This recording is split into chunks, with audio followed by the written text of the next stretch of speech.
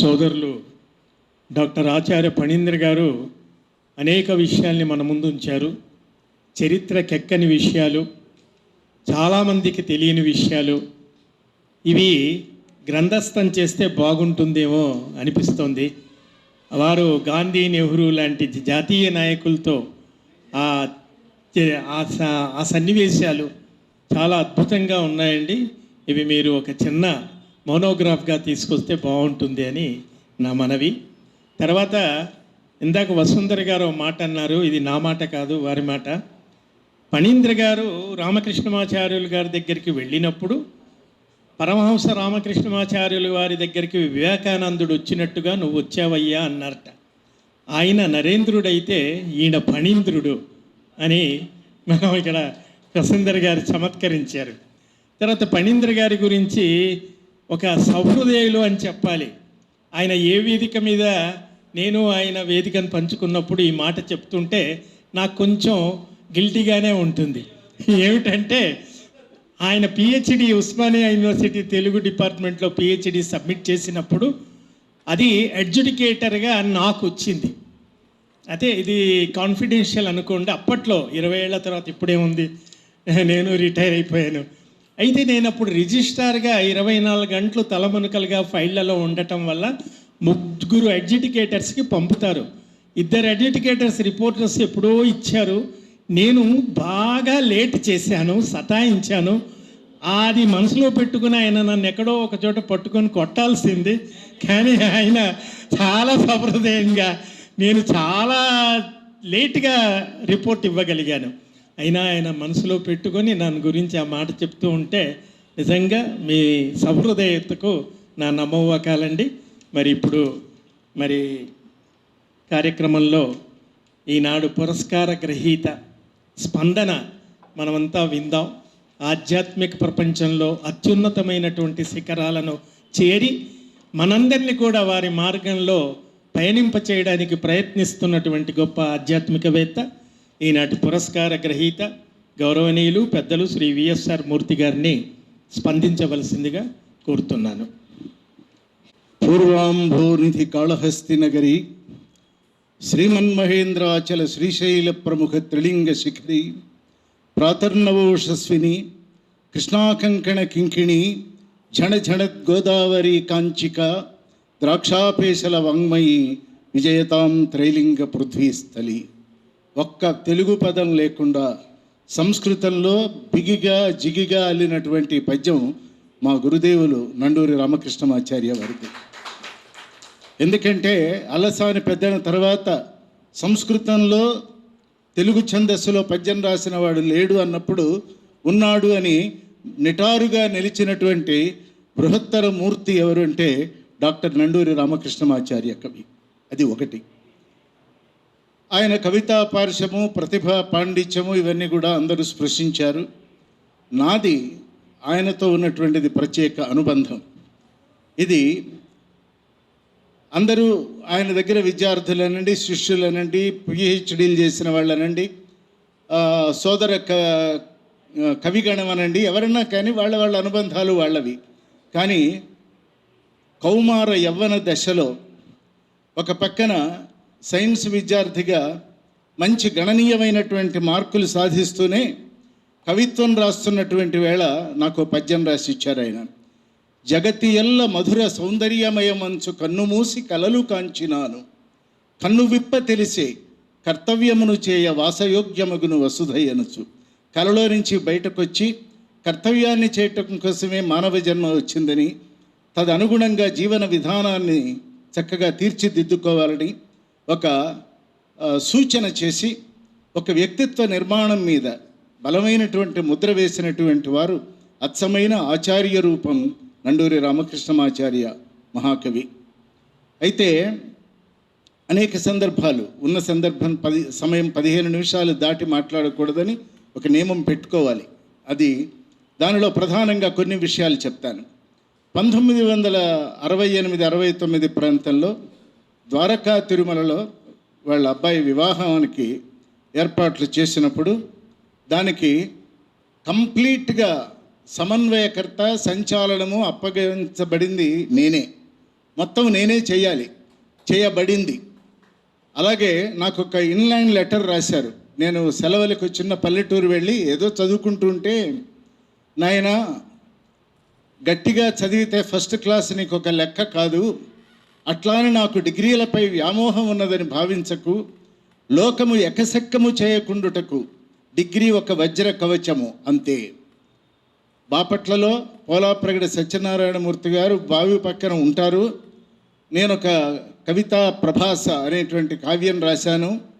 దానిని ఆవిష్కరణ చేయాలి, వైశాఖ పూర్ణమి నాడు చేద్దాం, దానికి నీవు సంధానకర్తగా వ్యవహరించవలసింది. అప్పుడు నా వయస్సు 17 ఏళ్ళు.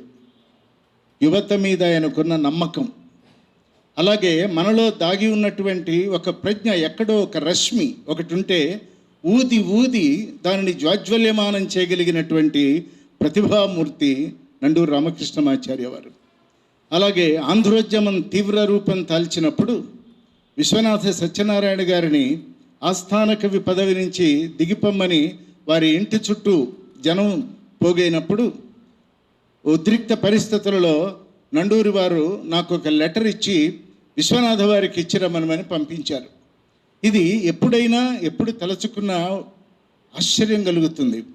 నేను ఆ ఉత్తరం భద్రంగా జేబులో పెట్టుకొని అప్పటికే విశ్వనాథ వారి కల్పవృక్షం, విశ్వనాథ వారి పద్యాలు, విశ్వనాథ వారు రాసినటువంటి చెలియలి కట్ట, ఏకవీర, అంటే ఆయన సాహిత్యాన్ని చాలా తీవ్రంగా అధ్యయనం చేసి అనేక పద్యాలు ధారణ చేసిన వయస్సు అది. ఈ ఉత్తరం తీసుకెళ్ళి విశ్వనాథ వారి ఇంటికి వెళ్ళాను. వెళ్ళేపటికి ఆయన స్నానానికి వెళుతున్నారు. ఒక కాశీ తుండుగుడ్డ భుజం మీద వేసుకొని అటు ఇటు పచారులు చేస్తున్నప్పుడు నేను వెళ్ళాను.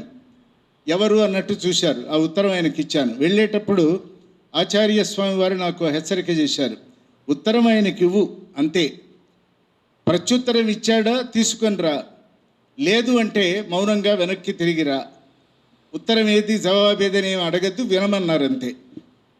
ఆయన ఉత్తరం అలా కిందకి పైకి చదువుకున్నారు.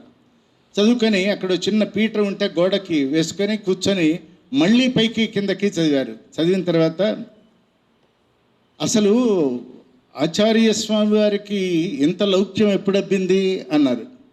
అంటే లౌక్యం ఎరగని వారు అన్నమాట. ఆయన ఎప్పుడబ్బింది ఇంత అని ఆ సంగతి ఎట్లా ఉన్నా అని చాలా ఆనందంగా ఏదో చెప్తున్నారు. చూడు నీ గురించి ఏం రాశారు అంటే, అయ్యా మా శ్రీరామచంద్రమూర్తికి మిమ్మల్ని దర్శనం చేసుకోవటానికి కావలసిన అన్ని అర్హతలు ఉన్నాయి అని రాశారు. అది ఆయన మనస్సు స్వాదు అయిపోయింది. ఒక ప్రిన్సిపాల్ ఒక స్టూడెంట్ గురించి అలా రాయటం ఎంతో ఒడగడితే తప్ప వాక్యం రాయరు. అందున విశ్వనాథ వారికి ఆయన చాలా ఉత్సాహంగా ఉన్నారు కదా అని, మీరంటే నాకు ఇష్టము అన్నాను. ఇష్టమంటే నాది ఒక్క పద్యం అన్నా వచ్చా నీకు అన్నారు. వచ్చన్నాను, చదువు అన్నారు. 22 పద్యాలు ఏకబిగిన చదివినప్పుడు ఆయన రాసిన పద్యాలన్నీ ఆయనకు గుర్తొచ్చి కంఠం కిందకి పైకి ఊగుతున్నప్పుడు ఒక్కసారిగా లెటర్ తీసుకొని అలా గోడకి వాల్చి, నాయనా నేను పోతాను, నన్ను ఎవరో కాల్చేస్తారు, కానీ నా పద్యాలు ఎక్కడికి పోతాయి అని వాళ్ళు ఇక్కడే భోజనం చేయాలన్నారు. అప్పుడు వారు బావి దగ్గర అరిటాకు కోసి తుండుగుడ్డతో తుడిచి వారు స్వయంగా వడ్డించగా నేను భోజనం చేసినటువంటి ఒక దివ్య మహాస్మృతి అది. బహుశా ఆనాడు నాకు ఆయన పెట్టింది అన్నం కాదు, జ్ఞానాన్నం. కనుకనే ఆంధ్రదేశంలో హైదరాబాదులో దిగ్గంతులైనటువంటి పండితుల మధ్య శ్రీమద్ రామాయణ కల్పవృక్షాన్ని 14 నెలలు ఏకబిగిన చెప్పగలిగినటువంటి ఆ సాహసం, దాని ఉన్నటువంటి ఔద్ధత్యం, దానిలో ఉన్న మాధుర్యం ఎక్కడిది అంటే ఆ అన్నపు మెతుకులో నుంచి పుట్టిన మనస్సు. అది అన్నమయ, ప్రాణమయ, మనోమయ, విజ్ఞానమయ, ఆనందమయ కోశాలు దాటి రామసాక్షాత్కారం కలిగించినటువంటి దివ్య భావన గరిమ. ఇది ఒకటి. అయిపోయిన తర్వాత కాలగమనంలో మరి నేను పై చదువులకు ఆ ఊరే వదిలిపెట్టాను, వెళ్ళిపోయిన తర్వాత ఇందాక లక్ష్మణ యతీంద్రుల గురించి ఒక ప్రస్తావన. ఒకసారి నన్ను ఏలూరు తీసుకెళ్లారు. అప్పుడు ఆయన లక్ష్మణ యతీంద్రుడు కాదు, ముత్తీవి లక్ష్మణ దాసు. ఆయన ముముక్షువు ప్రెస్ నడిపేవారు. నన్ను వెంబడి పెట్టుకొని వెళ్ళారు. నన్ను వెంబడి పెట్టుకు వెళ్ళగానే అసలు మాస్టరే చాలా స్ఫురద్రూపి, చక్కని అందగాడు ఆయన. నిలువెత్తు ఒక బల్లెని నిలబెడితే ఎలా ఉంటుందో అలా ఉండేవారు ఆయన. వస్తుంటే ఒక ధనుస్సు నడిచినట్టుగా ఉండేది. అటువంటి ఆయనని అడిగారు, ఈ అబ్బాయి ఎవరు అని అడిగారు. నేను విశ్వామిత్రుణ్ణి, రామచంద్రుని వెంబడి పెట్టుకొచ్చాను అన్నారు శిష్యుణ్ణి. అసలు ఆ చెప్పగానే నండూరి రామకృష్ణమాచార్యుల వారు వెంబడి పెట్టుకొని ఒక విద్యార్థిని తీసుకొచ్చారు అంటే ఏమివ్వాలి? పండివ్వాలా, ఫలం ఇవ్వాలా, బట్టలు పెట్టాలంటే కొణత్కింకిణి అనేటువంటి ఒక కావ్యం నా చేతిలో పెట్టి నాయన చదువుకో అన్నారు. ఇప్పుడు కొణత్కింకిణి అనగలిగిన వాడు ఒకడు ఉన్నాడా ఈవేళ? లేడు. అటువంటి కవ్యం నాకు ఇచ్చారు. అలా నాకు లక్ష్మణ యతీంద్రుడైన తర్వాత పరిచయం చాలా తీవ్రం. ఇవాళ వారు కూడా వచ్చి నాకు ఆశీర్వచనం పంపించారు. చూడండి, ఇవన్నీ విశ్వనాథ వారు అంటారు, పూర్వజనుస్సులు భావస్థిరాణి జననాంతర సౌహృదాని, అంతే కదా కాళిదాస్ చెప్పింది. కాబట్టి ఇట్లా వీటన్నింటి వెనక ఏమున్నదంటే ఒక ఆదర్శవంతమైనటువంటి జీవితాన్ని గడపకపోతే మానవ జన్మ వృధా అయిపోతుంది. జ్ఞానులైనటువంటి వారు, గురుస్థానీయులైనటువంటి వారు, ప్రపంచం చేత ఇంతకంటే గొప్పవాడు లేడు అనిపించుకున్నవారు లౌల్యము చేత, లాలస చేత, మానసిక బలహీనత చేత తమ సౌశీల్యాన్ని అతి తక్కువ కాలంలో కోల్పోతారు. అలా కాకుండా ఒక జ్ఞానము ఆధ్యాత్మిక శిఖర స్థాయికి తీసుకువెళ్ళే దిశగా సంగీతము, సాహిత్యము, సామరస్యము, సమన్వయము, సదాచారము, సమ్యక్ దృష్టి ఇవన్నీ గనక ఉన్నట్టయితే దానిని మించిన మోక్షం మరొకటి ఏమున్నది? వైష్ణవం అంటారు. ఏమిటా వైష్ణవానికి అర్థం అంటే జాగ్రత్త అవస్థలోనే తురీయాన్ని గనక అనుభవించగలిగితే అది నిజమైన వైష్ణవం అని చెప్పిన వారు నండూరి రామకృష్ణమాచార్యుల వారు. ఆయన వైష్ణవుడు కాదు, శైవుడు కాదు, అచ్చమైనటువంటి మానవతావాది, మానవీయమైనటువంటి భావన. నాకు ఆయన చక్కగా డ్రెస్ చేసుకొని కాలేజీకి సైకిల్ మీద వచ్చేవారు. ఒక రోజున పెద్ద వర్షం పడుతుంది. కాలేజీకి వెళ్ళటానికి ఆయన రెడీ అయిపోయి ఉన్నారు. ఓ పిల్లవాడు, మా క్లాస్మేట్, పుస్తకాలు నెత్తిన పెట్టుకొని ఆ వానలో పాపం నడుస్తూ వెళ్తుంటే మాస్టర్ చప్పట్లు కొట్టేపటికి వాడు భయపడిపోయాడు. ఏమిటి ఇలా ఎందుకు వచ్చారు, ఏమంటారు అని భయపడ్డాడు. వస్తే ఒక మాట అన్నారు, ఎంత దూరం నుంచి వస్తున్నావు అన్నారు. 4.5 మైళ్ళ నుంచి వస్తున్నాను అన్నారు. ఈ క్షణాన్ని ఈ సైకిల్ నీకు ఇస్తున్నా, రేపటి నుంచి నువ్వు సైకిల్ తీసుకొని కాలేజీకి రా, డిగ్రీలో నాకు ఫస్ట్ క్లాస్ తీసుకొచ్చి నా సైకిల్ నాకు అప్పచెప్పు, ఎందుకంటే నాకున్న వాహనం అది ఒక్కటే అన్నారు. అతను ఫస్ట్ క్లాస్లో వచ్చాడు. అతను మంగలివాడు. చూడండి, ఎక్కడ శ్రీ వైష్ణవం, ఎక్కడ ఆచార్యత్వం, ఎక్కడ అంటే సమాజాన్ని బ్రాహ్మణుడు ఎలా నడిపించాడో, సనాతన ధర్మాన్ని యాక్చువలైజ్ ఎలా చేశాడో నిరూపించినటువంటి ఆచార్య సత్తములు నండూరు రామకృష్ణమాచార్యుల వారు. అలాగే అఫీషియల్ లాంగ్వేజెస్ కమిటీకి అధ్యక్షులుగా వేసినప్పుడు ఆయన వెంట వెళ్ళింది నేనే. నన్ను తీసుకుని వెళ్ళారు. వెళ్ళేప్పటికీ అక్కడ మహామేధావులంతా కూడా బయట కూర్చొని ఉన్నారు, పెద్ద పెద్దవారు, ఆశ్రితులు, సమాశ్రితులు అందరూ కూడా. కానీ మాస్టర్ని తీసుకెళ్ళటానికి వచ్చినవాడు ఎవరంటే ఆనాటి మినిస్టర్ ఇందిరారెడ్డి, ఎడ్యుకేషన్ మినిస్టర్. వచ్చేసరికి నాకు రామారావు గారు తెలియదు, నన్ను ఎందుకు పిలిచారంటే మిమ్మల్ని తీసుకురమ్మన్నారంటే వచ్చారు. లోపలికి రాగానే ఎన్టీ రామారావు లేచి నుంచున్నాడు. ఆయన నుంచొని ఆచార్య సత్తములకు ఆహ్వానం అన్నాడు. ఆయన అంటూ కూర్చోగానే మేము మా శేష జీవితాన్ని తెలుగు జాతికి అంకితం చేస్తున్నాం, ఆ దిశగా ఇక్కడి దాకా వచ్చాం అని చెప్తున్నాడు. మీరు శేష జీవితం ప్రపంచానికి త్యాగం చేయటానికి వచ్చారు. మేము పుట్టినది ఆదిగా యావత్ జీవితము తెలుగు జాతికి, తెలుగు భాషకే అంకితం చేశామన్నారు ఈయన. అప్పుడు మీ మూల ధర్మచక్రం చదివాను, శీర్ణమేఖల, అది కర్ణుడు భానుమతీదేవి చదరంగం ఆడే సన్నివేశం. వాళ్ళు ఆడుతున్నప్పుడు దుర్యోధనుడు వచ్చాడని ఒక భయంతో భానుమతీదేవి లేస్తుంది. భానుమతీదేవి వడ్డాణం పట్టుకొని, శీర్ణం అంటే చెదిరిపోయిన, మేఖల అంటే వడ్డాణం, అవన్నీ ముత్యాలన్నీ కూడా ఆ మందిరం నిండా రాలిపోయినాయి. కానీ దుర్యోధనుడు ధీరగంభీరమైన ఉదాత్తమూర్తి గనక ఆ స్నేహాన్ని, ఆ మర్యాదని, జూదంలో ఉన్నటువంటి మత్తుని గ్రహించిన వాడు గనక భార్యని కానీ కర్ణుని కానీ ఏ ఒక్క మాట అనలేదు. అది దృశ్యకావ్యంగా ఆయన చేసి, మేము మా సినిమాలో ఇది పెట్టాలని అనుకున్నాము, నిడివి ఎక్కువైపోయిందంటే మీరు సినిమాలో పెట్టవలసిన పని లేదు. ఎందుకంటే ఈవేళ మీరు 4 కోట్ల ఆంధ్ర ప్రజలకి రాష్ట్ర ముఖ్యమంత్రి. మీ హృదయంలో ఈ దృశ్యం ఉన్నదంటే తెలుగు జాతి హృదయంలో ఉన్నట్లే అన్నారు మాస్టర్. అయిపోయిన తర్వాత మీరు అధికార భాషా సంఘానికి చైర్మన్గా మేము నిర్ణయించి నియామకం చేశాం అని డ్రా చేశారు, బయటకు తీశారు. ఒక్క నిమిషం ఆగండి. అధికార భాషా సంఘం ఏమిటి? ఆ పేరే దోషం. ఎందుకంటే అధికారానికి భాష లేదు, భాషకు అధికారం ఉంది. మీరు చేయబోయేది పాలనా భాష, గుర్తుపెట్టుకోండి. పాలించట అడ్మినిస్ట్రేటివ్ లాంగ్వేజ్, దాన్ని మీరు అఫీషియల్ లాంగ్వేజెస్ అంటారేమి? ఈ పదబంధం ఎలా తేవాలి? కనీసం మీరైనా తెలుగు పట్ల మక్కువ ఉన్నవారు కనుక మార్చండి అన్నారు. మార్చలేదు, జరగలేదు. దీని తర్వాత మరొక సంఘటన చెప్తాను. అధికార భాషా సంఘ చైర్మన్గా ఉండగా పెరేడ్ గ్రౌండ్లో జెండా ఆవిష్కరణ అయిపోయింది. అయిపోయిన తర్వాత ఆయన ఇంటికి వెళ్ళిపోవాలి, చాలా దగ్గర. పెరేడ్ గ్రౌండ్ అండ్ పెండర్ఘాస్ట్ రోడ్ ఒక 5 నిమిషాల్లో వెళ్ళొచ్చు. కానీ ఆయన ఆ పని చేయలే. అప్పటికి వయస్సు, ముదిమి వయస్సు. ఏదో బెల్లు కొట్టారని తలుపు తీస్తే 5 అంతస్తులు ఎక్కి 2 చేతుల నిండా పుస్తకాలన్నీ తీసుకొని మెట్లెక్కి వచ్చి, నాయనా నేను వచ్చాను అన్నారు మాస్టర్. ఎందుకు వచ్చారంటే ఆయన రాసిన పుస్తకాల అన్నింటి మీద నా గురించి 2 మాటలు రాసి ఆ పుస్తకాలు నాకు ఇచ్చారు. అయితే మా ఇంట్లో ఎదురుగ్గా సత్యసాయిబాబా వారి బొమ్మ పెద్దది ఉంటుంది, 5 అడుగుల ఫోటో. ఏమో ఎన్నో ఆశలు పెట్టుకున్నాను, నువ్వు కూడా ఈ మాయలో పడిపోయినావే అన్నారు. నేనేం మాట్లాడలేదు. వచ్చారు, కాసేపు మాట్లాడారు. మాట్లాడిన తర్వాత ఆ రోజున వారికి ఏదో చేయవలసిన గురు సత్కారం చేశాం, ఆయన వెళ్ళిపోయారు. సుమారుగా ఒక 15 రోజుల తర్వాత జీవి సుబ్రహ్మణ్యం గారు కవితా నీరాజనం అని ఒక కంపైలేషన్ తీసుకొచ్చారు.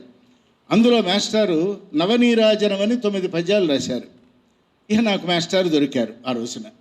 ఏ చేతికి దొరికారు అని పెండర్ఘాస్ట్ రోడ్డుకి వెళ్ళిపోయేప్పుడు మామూలుగా మాట్లాడుతూ, మాస్టారు 2 పద్యాలు చాలా అద్భుతంగా రాశారు అన్న. ఏమిటాయి అవి అన్నారు. ఒకటి, అవతరించే నేడు ఆంధ్రదేశమునందు జగతినుద్ధరింప సత్యసాయి, అతడు ఉపన్యసింప యావత్ ప్రపంచాన దేవభాష అయ్యే తెలుగు నేడు. చూడండి, దేవతలంతా సంస్కృతం మాట్లాడతారు, ఈ సత్యసాయిబాబా వారు తెలుగు మాట్లాడినందువల్ల తెలుగు దేవభాష అయింది, ఈయన దేవుడే అని ఒకటి. అరయ సత్యసాయి వరదేవుడైనచో ఆయన మానవీయతకు అంజలింతు, అరయ సత్యసాయి నరమాతృడైనచో ఆయన దివ్య గరిమకు అంజలింతు. నమస్కారం పెట్టకుండా ఉండలేకపోయాను.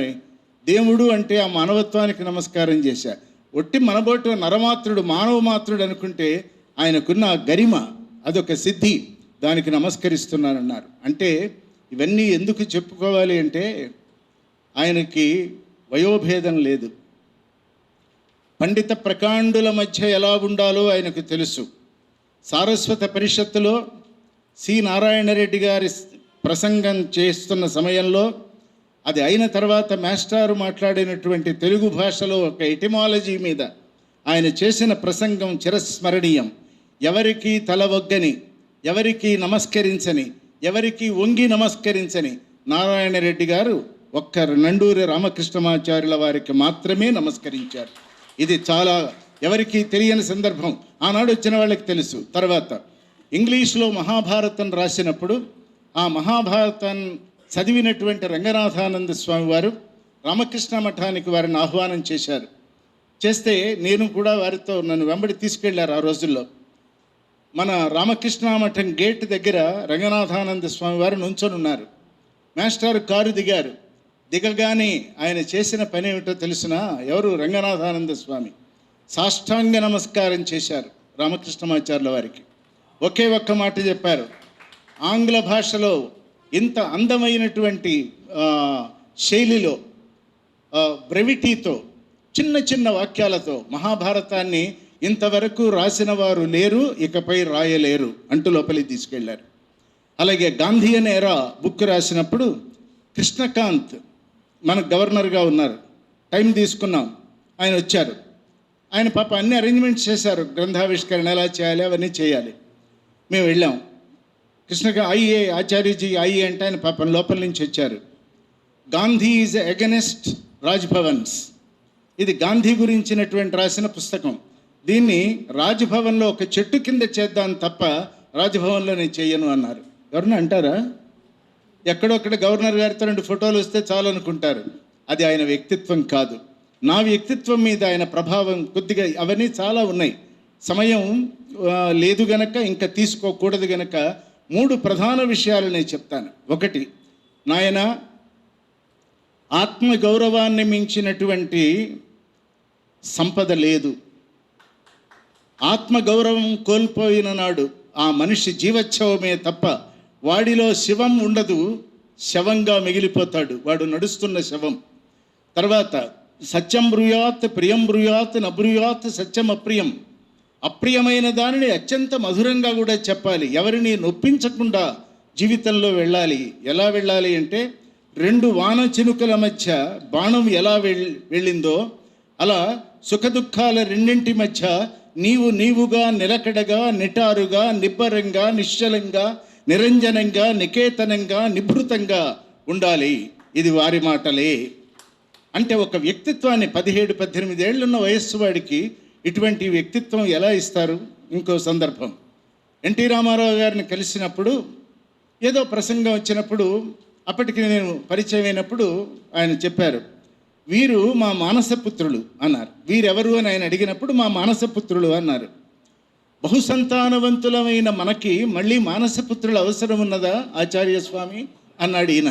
ఆయనకి 11, ఈయనకు కూడా సగం కదా మా సోదరులందరికీ. అప్పుడు ఆయన అన్నారు, కడుపున పుట్టినటువంటి వారందరూ వెన్నెల వంటి వారు. వాళ్ళు అలా తండ్రిగా చూస్తారు, మరుక్షణం ఒక ఉదాత్త వ్యక్తిగా చూస్తారు. ఉదాత్త వ్యక్తిగా లోకం కొలుస్తున్నది చూస్తారు. అయ్యో మా తండ్రి గారే కదా అని మళ్ళీ మాయలో పడతారు. అది కృష్ణపక్షమి శుక్లపక్షమి వంటి రిలేషను వెన్నెల లాంటిది. అది మన కడుపున గన్న పుత్రులకి అంతవరకే. కానీ ఎవరైతే మానసపుత్రులైతే ఉంటారో, సూర్య చంద్ర తారామండలం ఉన్నంత వరకు మన యొక్క మంచితనాన్ని, గొప్పతనాన్ని, మనం పంచిన ప్రేమని, వాత్సల్యాన్ని, మనం తీర్చిదిద్దిన శిల్ప చాతుర్యాన్ని జగత్తుకి చెప్తూనే ఉంటారు. కనుక వెలుగే మనకు అవసరం, వెన్నెల కాదు అన్నారు.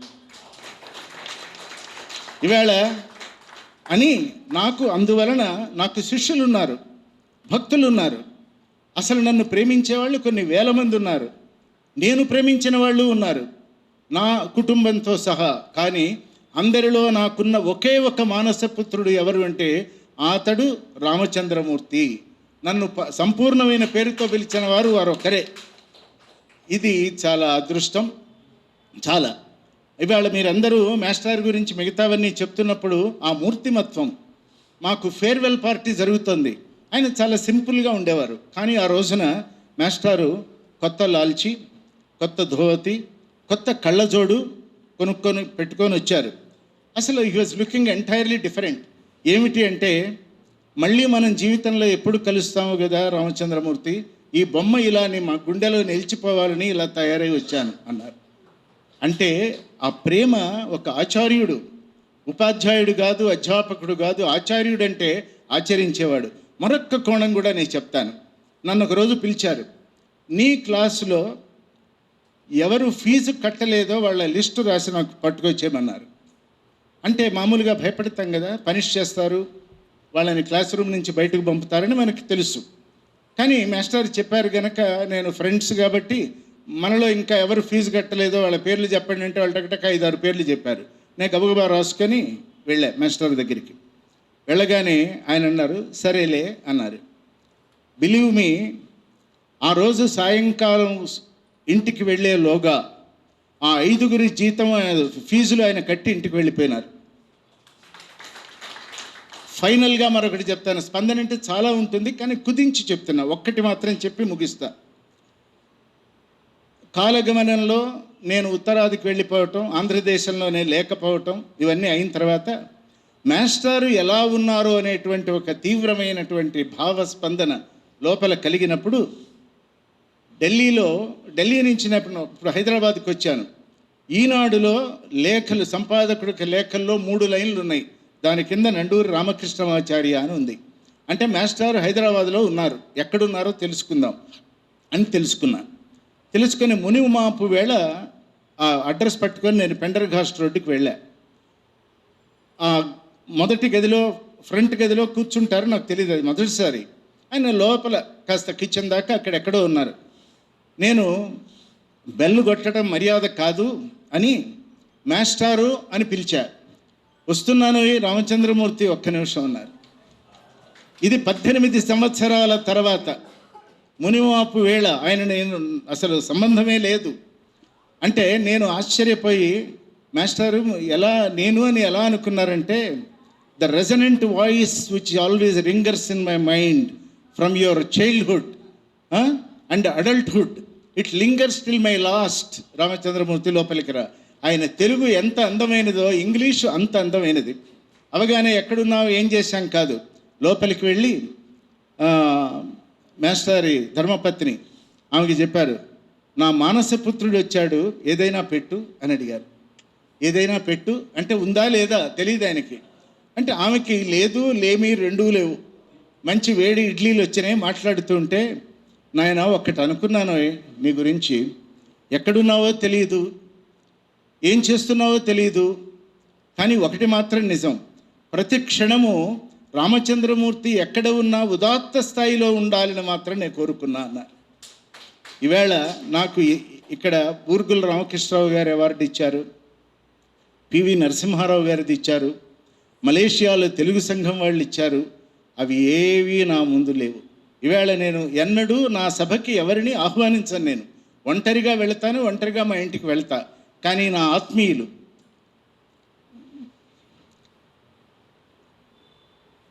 వాళ్ళని పిలవాలి అని అనిపించింది. ఎందుకంటే ఇది ఒక తండ్రి మానస పుత్రభావంతో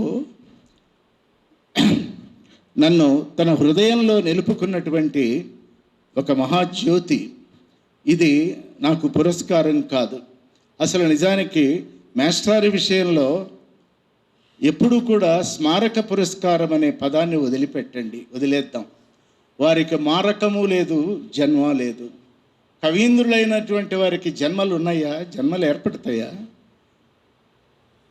అఖండమైనటువంటి భారతావని అశాంతము కాలాద్యవిచ్ఛిన్నమై కాలము చేత మారకుండా, కాలము చేత పొంగిపోకుండా, లొంగిపోకుండా ఉండేటువంటి ఒక వైదిక ధర్మం ఏదైతే ఉన్నదో ఆ ధర్మానికి ప్రతీక మా ఆచార్య స్వామి. నాకు బయలాజికల్ ఫాదర్ ఒక ఎత్తు ఏమో, కానీ ఊహ తెలిసి కన్ను తెరిచి లోకాన్ని చూస్తున్న వేళ ఎక్కడా దారి తప్పకుండా, మనసు జారకుండా మహోన్నతమైనటువంటి శీల సంపదని అనుగ్రహ వరదానం చేసినటువంటి వారు నండూరి రామకృష్ణమాచార్య కవి. అది వారికి ఆ స్మారక అనే పదం తీసేసి పండిత మండలంతా కూర్చొని ఇంకేదైనా ఒక పదాన్ని దానికి జోడించి ఆ పురస్కారాన్ని ఇవ్వవలసిందిగా నేను భావిస్తూ, ఇంకొక మాట, ఎవరికైనా ఏమిటి మేమందరం మా నాన్నగారి బిడ్డలం, ఇతడెవడు మనకు సంబంధమే లేనివాడు మానసపుత్రుడై వచ్చాడని ఏనాడు ఆయన పుత్రులు ఒక్కళ్ళు కూడా అనుకోలేదు. వాళ్ళందరికీ నేనెవరో తెలుసు. నన్ను అలాగే మాస్టారు ఎలా దగ్గర తీసుకున్నారో వారి పిల్లలు కూడా అలాగే. నిజానికి మా విద్యారణ్య నాకు చెప్తూ, విద్యారణ్య నన్ను అన్నగారనే పిలుస్తాడు. విద్యారణ్య ఒక మాట అన్నాడు, మా తండ్రి గారు మమ్మల్ని అందరినీ ప్రేమించారు, సహజం, కానీ మా అందరినీ మించినటువంటి ప్రేమని మీ యందు మాత్రమే నిలబెట్టుకున్నారు. కనుకనే వారు దేహం వదిలేసిన తర్వాత, వారు దేహం వదిలేశారని నాకు తెలియదు. నేను ఆ రోజే బొంబాయి నుంచి హైదరాబాద్ వచ్చేప్పటికీ అది 12వ రోజు సమారాధన జరుగుతున్నది. నా మిత్రుడు ఒకడు ఫోన్ చేసి, నువ్వు ఏమిటి మాస్టర్ ఇలా అయిపోయారు, 12 రోజులు అయిపోయింది, నువ్వు ఎక్కడా లేవు, ఇవాళ వచ్చావు రమణమంటే నేను వెళ్ళినప్పుడు ఆ రోజున నన్ను ఆయన అక్కడికి రప్పించుకున్నారు. నేను ఈ 12వ రోజు 10వ రోజులకి వాటికి వెళ్ళను. ఎందుకంటే మాస్టారు స్త్రీమూర్తి యొక్క మంగళసూత్రం మీద ఒక మంగళాశాసనం రాశారు. ఆమెకి భర్త పోవటమే పెద్ద శిక్ష, ఇవన్నీ మిగతావన్నీ చేయకండి, మీరెవరు ఏడవకండి, ఇవన్నీ రాశారు ఒక ఆచార్యోత్తముడు. అట్లా అటువంటి ఆ రేషనల్ థింకింగ్, ఒక సత్యవాదం, ఒక ప్రపంచాన్ని యాథార్థికమైన దృష్టితో చూడగలిగిన ఒక శక్తిని, అలాగే నీవు ఎప్పుడైనా సరే ఎవరి ముందైనా నువ్వు చెయ్యి జాపావో నువ్వు వామనుడు అయిపోతావు, కానీ ఇంకోటి కోసం చెయ్యి జాపావా నీవే త్రివిక్రముడు అవుతావు అనేటువంటి వ్యక్తిత్వ నిర్మాణంలో అనేకమైన సందర్భాలు ఉన్నాయి. ఈవేళ భావోద్వేగానికి మనస్సు ఎన్నడూ నాకు లోను కాదు, కానీ నాకు కావలసిన వాళ్ళకి నేను ఫోన్ చేసి పిలిపించుకొని ఈ సభకి రమ్మన్నాను. ఎందుకంటే నేనెవరో వాళ్ళకి తెలుసు, కానీ నేను ఇలా కావటానికి మూలం ఎవరో తెలియదు కదా. ఆ మూల పురుషుడు ఎవరు అంటే నండూరి రామకృష్ణమాచార్య సుకవి. గద్య పద్య తారాతోరణాద్యనేక కావ్య నిర్మాణ చాతురి సవ్యసాచి. అటువంటి మహానుభావుడి ఈ పురస్కారం అనే పదం కూడా నా మనస్సు నుంచి తొలగించుకుంటూ, వారు ఏ లోకంలో ఉన్నా, నేను మాస్టారు 54 సంవత్సరాల నాడు నాకు గురువుగా, విద్యాగురువుగా నన్ను ఆశీర్వదించి ఆదరించారని చెప్పినప్పుడు ప్రశాంతి నిలయంలో మేనేజింగ్ ట్రస్టీ రత్నాకర్ గారిని ఆయనకి నేను ఆ మెసేజ్ పెట్టాను. పెడితే ఆయన ఏమన్నారో తెలుసా? చాలా సంతోషం, best of luck, we wish you many more laurels కాదు, ఈరోజు భగవాన్ శ్రీ సత్యసాయి బాబా వారు పరమ ఆనందభరితులై ఉంటారు అని చెప్పాడు, నాకు మెసేజ్ ఇచ్చాడు. అంటే ఆ రిలేషన్ ఎలా ఉండాలంటే ఆత్మబంధమే. కాబట్టి ఇవన్నీ కూడా తలుచుకొని చాలా ఉన్నాయి. ఈ సందర్భం చాలా గొప్పది నా జీవితంలో. దీనిని పవిత్రంగా నా హృదయంలోనే నేను దాచుకుంటూ, నెమరు వేసుకుంటూ, మీ అందరికీ నా గురువుని గురించి నేను కాసేపు మాట్లాడేటువంటి ఒక యోగాన్ని సుమారు 54 ఏళ్ల తర్వాత నాకు కలిగించినటువంటి నేను మాస్టర్నే పిలిచేవాడిని. అలాగే మా గాంధీ గారు ఆత్మకూరి అనగానే వాళ్ళ పెద్దబ్బాయి కాదనుకుంటారు, అందరు నండూరు ఉండాలి కదా అని వారు దత్తత వెళ్ళారు, తెలుసు నాకు ఆయన. తర్వాత మా మిగతా వాళ్ళందరూ స్నేహితులు, బంధువులు, అత్యంత ఆత్మీయ సోదరుల మధ్య జరిగినటువంటి ఈ వేడుక ఏదో ఎక్కడో ఓ చోట జరిగి ఎవరెవరో పొగడ్తలతో ముంచెత్తేది కాదు. వీటన్నింటినీ కూడా గుర్తుపెట్టుకుంటూ ఒక్కసారి కవిత్వం రాయొద్దని చెప్పారు నాతో. ఎన్నడూ కవిత్వం రాయకు, ఎందుకంటే ఆకసమ్మునంటి అందగించును కానీ ఎవని చేతికందు ఇంద్రధనువు, ఇంపు గొలుపు కవిత హృదయైక వేద్యము వింగడింపగరాదు వెంబడించి. నేను ఈ కవిత్వం రాశాను, ఇది చదవండి. నిజానికి 40 పుస్తకాలలో నేను ఎవరిని వెంబడించలేదు, ప్రపంచం నన్ను వెంబడిస్తూనే ఉన్నది. ఇలా ఇవన్నీ జరుగుతూ ఉంటే మా సోదరుడు అక్కిరాజు సుందరరామకృష్ణ నిన్న రాత్రి ఓ పద్యం రాసి రేపు వచ్చి నేను చదువుతానన్నాడు. చూడండి ఆత్మీయత ఎలా ఉంటుందో. పద్యాలు ఆయన చదవటం ఆయన కొత్త, సభ కొత్త. ఇవన్నీ కూడా భగవంతుడు గురుస్వరూపమై ఈ జగత్తులోకి వస్తాడు. ఈశ్వరో గురురాత్మేతి మూర్తిభేద విభాగిని అనేటువంటి భావనతో ఇవాళ నా మనస్సు ఆనంద తరంగితం అవుతూ ఉన్నది. నేను ఇక్కడ జరిగిన ఈ సన్మాన సత్కృతి అంతా కూడా మాస్టర్ దివ్య పాదాలకి సమర్పించి మీ నుంచి సెలవు తీసుకుంటున్నాను. శుభం.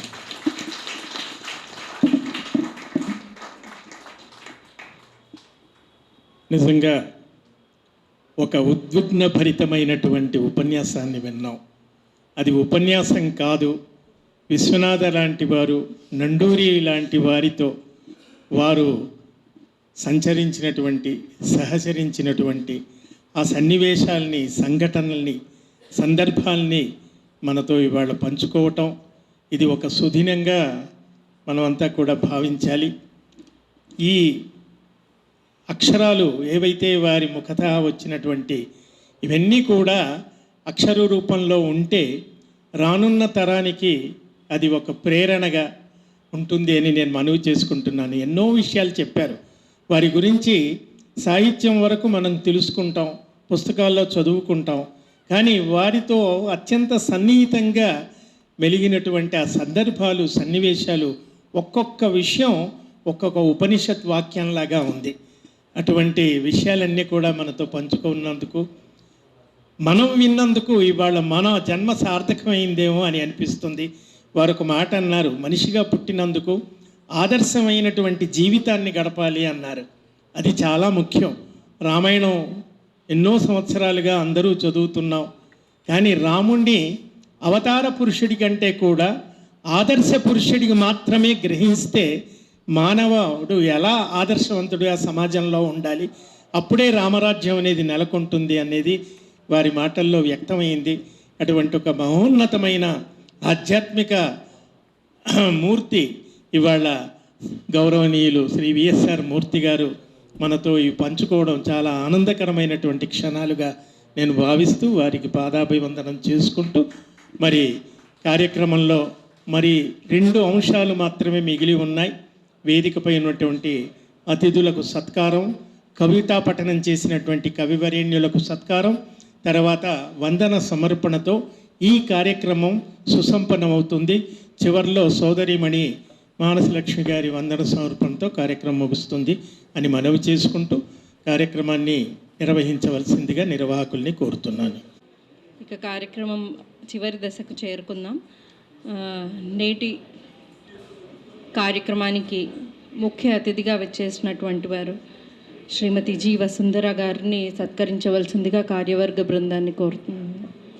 ఈ కార్యక్రమం అయినా మా వెనకే ఉండి ఎంతో ప్రోత్సాహాన్ని అందిస్తారు. అలాగే వారి ధారణా శక్తి కూడా అమోఘమైనదని మీకు ఇప్పటికే తెలిసే ఉంటుంది.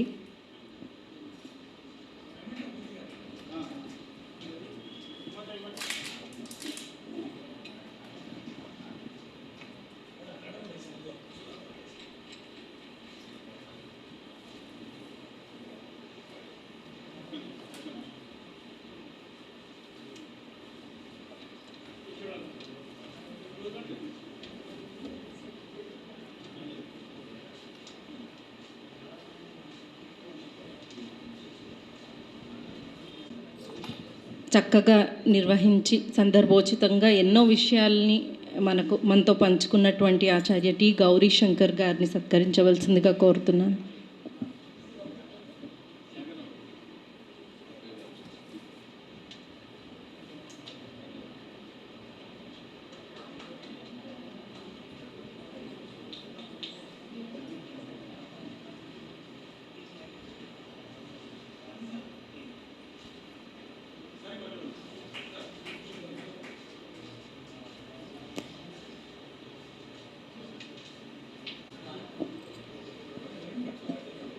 తర్వాత నేటి కార్యక్రమానికి గౌరవ అతిథిగా విచ్చేసినటువంటి శ్రీ మాడభూషి శ్రీధర్ గారిని సత్కరించవలసిందిగా కోరుతున్నాను.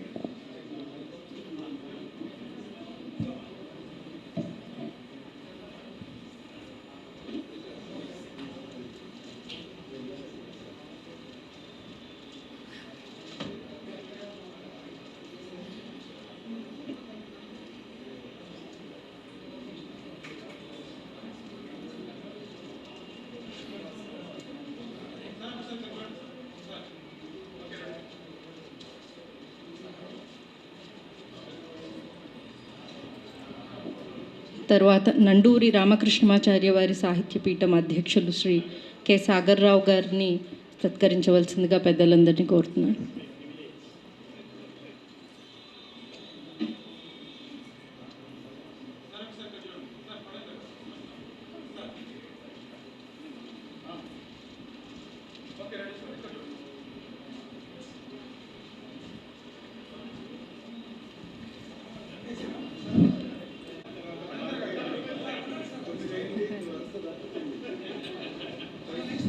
తర్వాత శ్రీ ఆత్మకూరి గాంధీ గారికి సత్కారం చేయవలసిందిగా కోరుతున్నాను.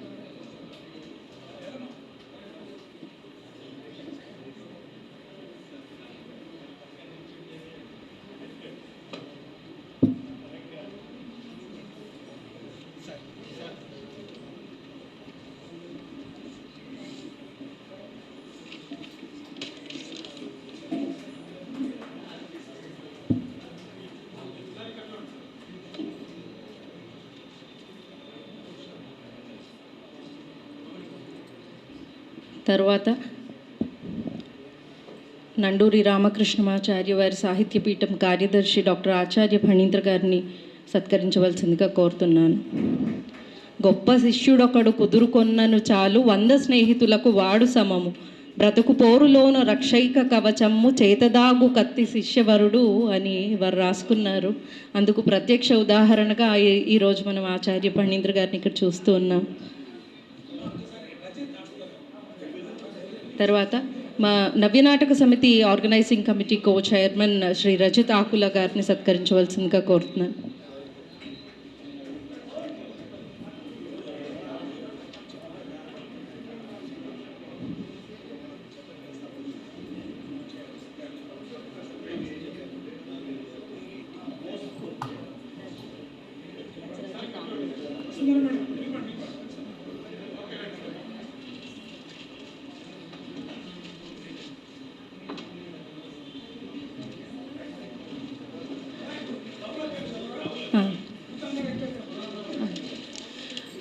ఇంతటితో మనం అతిథుల సత్కారం గావించుకున్నాం. ఇక తర్వాత కవి సమ్మేళనంలో ఆత్మీయ కవితాగానం చేసినటువంటి కవులందరినీ మనం సత్కరించుకుందాం. నండూరి వారు అంటారు, కవుల కంటే తుహిన కర్పూర నిభకీర్తి తెచ్చిరవరు నీకు తెలుగు తల్లి, సాహితీ తరంగ సంగీత రసధుని దేశ భాషలందు తెలుగు లెస్స అని. అయితే చిన్నవాడైనా పాండిత్యంలో మిన్న, తను వెళ్ళవలసి ఉన్నా కూడా చివరి వరకు వేచి కార్యక్రమం అంతా ఉన్నందుకు సంతోషిస్తూ చిరంజీవి నల్లాన్ చక్రవర్తుల సాహిత్యని మొదట సత్కరించవలసిందిగా కోరుతున్నాను. నవయువ అవధాన విద్యా వికాస పరిషత్ మొదటి శిక్షణా శిబిరం నుంచి బయటికి వచ్చినటువంటి మేలుజాతి రత్నం.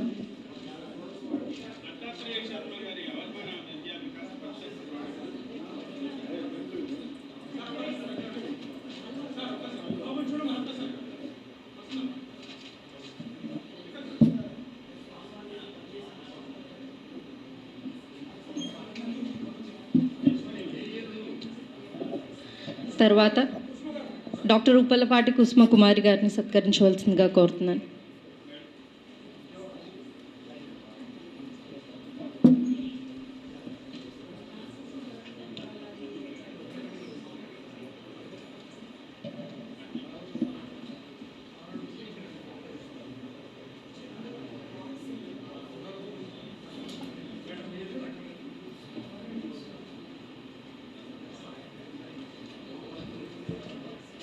తర్వాత డాక్టర్ జంధ్యాల సుబ్బలక్ష్మి గారు.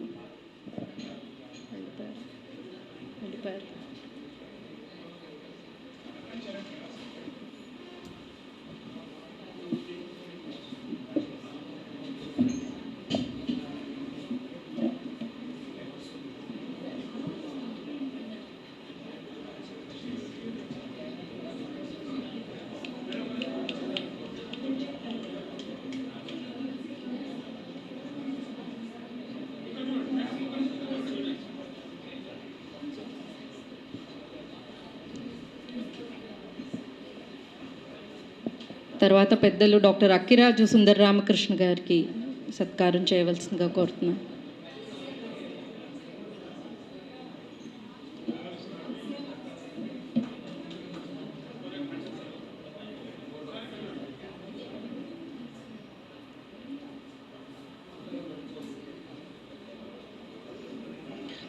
తర్వాత శ్రీ ఓజ్జల శరత్ బాబు గారిని సత్కరించవలసిందిగా కోరుతున్నాను.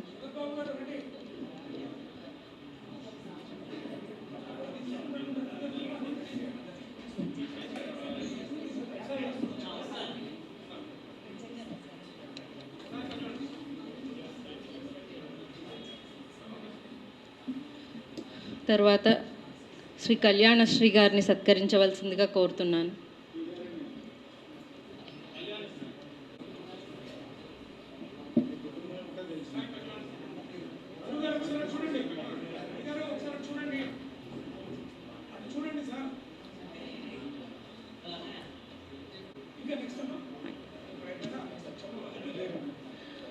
ఈ కార్యక్రమం అంతా కూడా రికార్డ్ చేయబడిందండి. రేపు 4 యూట్యూబ్లో లైవ్ ప్రసారం అవుతుంది. దయచేసి అందరూ కూడా వీక్షించే సౌలభ్యం కూడా ఉంది. దయచేసి నండూరి వారి కుటుంబ సభ్యులందరూ కూడా ఒక్కసారి వేదిక మీదకి వస్తే ఒక ఫోటో తీసుకోవడానికి వీలుగా ఉంటుంది. చెప్తే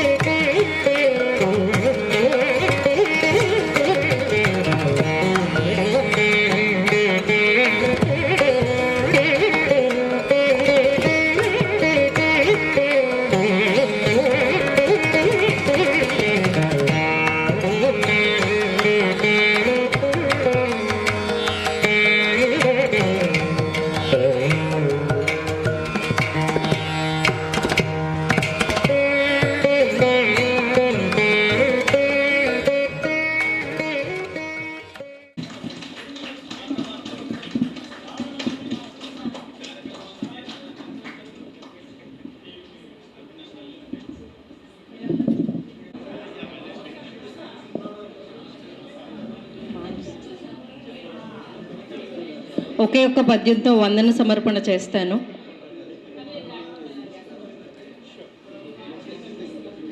కవితలా కావవి కచ్చపీ కింకిణి నిస్వన రమణీయ నిత్యగతులు మమతయ నందన మందార మకరంద మాధురుల్ విరజిమ్ము మల్లెతావి చరితయ భారతీ చరణయుగళికి తారాతోరణములల్లు రమ్యపథము నడతయా ఘనముగ నడచు పద్య కవితా ప్రగతి గీతమ్ములై ప్రబలు దీప్తి కార్యకారణ బంధమై కాన్కజేసి నవ్య సాహితీ గరిమను నారువోసి తెలుగు సాహితీ సీమను తీర్చిదిద్ది వెలిగినట్టి నండూరి కవీంద్ర ప్రణతి. ఈ కార్యక్రమంలో పాలు పంచుకుని వారి మూర్తిమత్వాన్ని గురించి ఎన్నో విషయాలు మనకు అందించినటువంటి నేటి కార్యక్రమ పురస్కార గ్రహీత శ్రీ రామచంద్రమూర్తి గారికి, అలాగే నేటి కార్యక్రమాన్ని అందంగా నిర్వహించినటువంటి పెద్దలు ఆచార్య టి గౌరీశంకర్ గారికి, వారిని ఎప్పుడూ పేపర్లోనే వారి వ్రాలు చదివే అలవాటు నాకు ఇవాళ ప్రత్యక్షంగా దర్శనం చేసుకునే భాగ్యం కలిగింది మా అడభూషి శ్రీధర్ గారికి, అలాగే ఆత్మీయ అతిథులుగా విచ్చేసినటువంటి శ్రీ కె సాగర్రావు గారికి, ఆత్మకూరి గాంధీ గారికి, డాక్టర్ ఆచార్య ఫణీంద్ర గారికి, ఇవన్నింటికి మాకున్నటువంటి పెద్ద దిక్కుగా ప్రతి కార్యక్రమానికి తన ప్రోత్సాహాన్ని అందిస్తున్నటువంటి వసుంధర మేడం గారికి, కార్యవర్గ బృందానికి, మా ఫోటోగ్రాఫర్స్కి, మైక్ టెక్నీషియన్స్కి అందరికీ కూడా పేరు పేరున కృతజ్ఞతలు తెలియజేసుకుంటూ, నండూరి వారి కుటుంబ సభ్యులకు ప్రత్యేక ధన్యవాదాలు, నమస్సులు తెలియజేసుకుంటూ నేటి కార్యక్రమానికి స్వస్తి పలుకుతున్నాను. సుకవిత యద్యస్తి రాజ్యేన కిం. నమస్కారం.